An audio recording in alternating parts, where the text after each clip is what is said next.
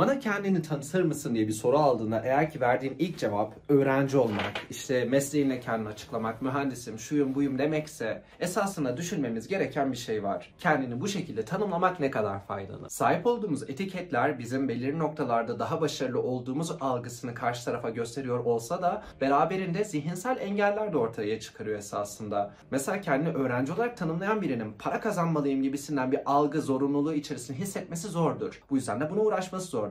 Hatta şey der, maddiyatım kötü diye şikayetçi olur, sonrasında da bunun gerekçesi olarak öğrenci olmasını kendine sunar. Eğer ki daha sonra işe başlarsa da bu kez der ki çalışıyorum zaten, daha fazla kazanmaya, daha fazla şey yapmaya vaktim yok. Şimdi mazeret üzerine mazeret yaratmak esasında basit bir şey. Bunu her zaman yapıyoruz. İnsan esasında yapmış olduğu tercihleri her seferinde mantıksallaştırmaya çalışıyor. Bu yüzden yaptığım gibisinden bir açıklama getiriyor ki mutluluğunu sürdürebilsin. Şimdi kişinin kendini tanımlamasına yönelik problemlerden bir tanesi esasında şuraya bağlanıyor. Batan gemi teorisi, sunken ship teori mi, ona benzer bir şey işte. Burada şöyle bir meselemiz var ki bu gerçekten baş belası bir mesele. Eğer senin elinde atıyorum 15 milyon yatırdığın bir şirket var, bir de 1 milyon yatırdığın, 2 milyon yatırdığın ve daha az süre uğraştığın bir şirket. Ama bu iki şirketten birini kurtarabilirsin gibi bir durum var ve bu 1 milyon yatırdığın sana iyi kar getirirken diğeri çok getirmiyor olsun. İnsan eğer ki bu noktada bir yardım alacak olursa öncelikle yatırımını o eskiden çok kar getirmeyen kısma yatırmaya elverişli oluyor. Bu bir varoluşsal kaygıyla alakalı. Çünkü insan şöyle diyor. Eğer ki ben bununla başarısız olursam bu benim çok ciddi bir parçamı tanımlıyor. Bu olmaksızın, bu şey olmaksızın ben kimim bilmiyorum sorusu insanı ister istemez ürkütüyor. Ve bu yüzden akılcı olan yöne kendisi kolay kolay meyillilik gösteremiyor. Kendine vermiş olduğun etiketler bir anda ortaya çıkmazlar. Fakat o etiketlere senin her bir odak göstermen, her bir yatırım yapman, onun zayıf yönlerinde de senin daha da zayıflaşmana sebep olur. Kendini ne kadar öğrenci olarak tanımlarsan o kadar boş yapmaya hakkın var diye düşünebilirsin. Kafandaki öğrencilik tanımına göre. Ya da o kadar para kazanmamam gerekiyor gibisinden bir tribe bile girebilirsin. Çünkü hep şöyle olur. O zorlamaya götün yemez. O korku vardır ve o korkuyu sen ben korkuyorum demek yerine öğrenci olmaktan dolayı bu olması gereken gibisinden normalleştirmeye çalışırsın.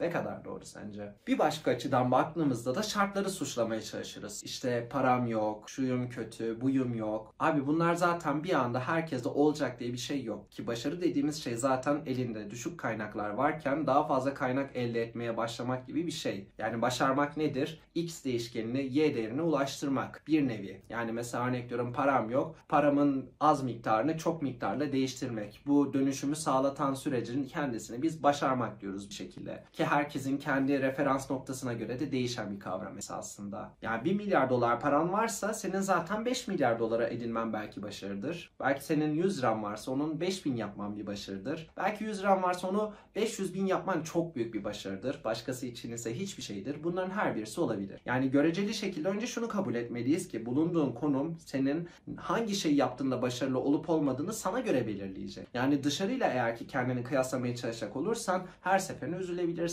Yani bir karınca bir ağırlığı mini minnacık bir şeyi kaldırdığında çok büyük başarıyken bu senin için hissedilmeyecek kadar hafif bir şey. Ama bu karıncanın başarısız olduğu anlamına gelmez. Veya karşıdaki tarafın özel olarak çok başarılı olduğu anlamına da gelmez. Bunlar esasında göreceli kavramlar. Her bir kelime, her bir kavram esasında göreceli. Bu noktada şöyle bir örnek de vermek istiyorum. Mesela biz kazananı belirliyoruz ya. Kazananı belirlerken biz esasında şöyle bir kural belirliyoruz. Şunun değeri şu, bunun değeri bu. Nasıl mı? Futbolda geçen sene şampiyon kim oldu Türkiye'de? Galatasaray. Peki hangi koşullar altında? Kazanmanın 3 puan, beraberliğin 1 puan, mağlubiyetin 0 puan olduğu versiyonda. Belki örnek diyorum, üstteki takımları yenmek daha fazla puan getirse lig sıralaması olarak, alttakileri yendiğinde daha az puan alsan belki Fenerbahçe şampiyon, belki başka takım şampiyon.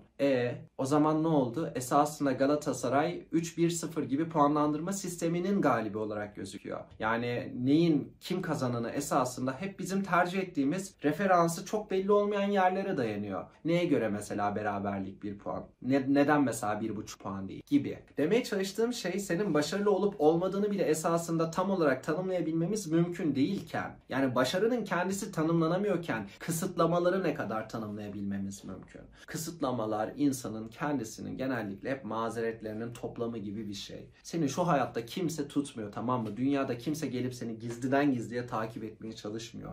Bu kişi ne yapıyor? Bunun yaptığı şeyleri sabote edelim demeye çalışmıyor. Hayattaki sahip olduğun acılar da senin kısıtın değil esasında. Bunlar sadece belirli belirli seviye senin duygusal beklentin olan konularla gerçeklerin uyuşmaması sonucu ortaya çıkan sürtüşmenin verdiği ısı gibi bir şey. Evet, canın acıyor, okey, ama canın acıması bir şey yapmaman gerektiği anlamına gelmiyor. Diyorsun ki bunu başaracak olursam başarmaya çalışırken ki süreçte canım acıyacak ama benim zaten canım çok acıdı. Ya bu da bir kısıttır esasında, algısal bir kısıt. Yani ne diyorsun? Acı çektiysem daha fazla acı çekmemeliyim. Ya siktir oradan, öyle bir şey yok ki. Başarılı olmak için çekmen gereken acı, atıyorum başarmanın acısı diye bir tanım olsun. Sen başarmanın acısını 10 üzerinden 1 çekmişsen başarılı olamazsın zaten. Yani ki zaten başarmak için illa acı çekmek gerekiyor mu, o da ayrı bir mesele. Ama hani sen yanlış, verimsiz alanlarda acı çekip durduysan bu başarı alanında acı çekmemen gerektiğine dair bir varsayım değil. Bunların hepsi bu arada dikkat edersen çok soyut kavramlar. Yani o kadar soyut kavramlar üzerine konuşuyoruz ki bunu akılda oturtabilmesi insana zor geliyor. Yani 3 aşağı 5 yukarı bu yüzden de birçok insanın başarılı olması zorlaşmaya başlıyor. Peki bu noktada ne yapılabilire yönelik basit bir öneri vereceğim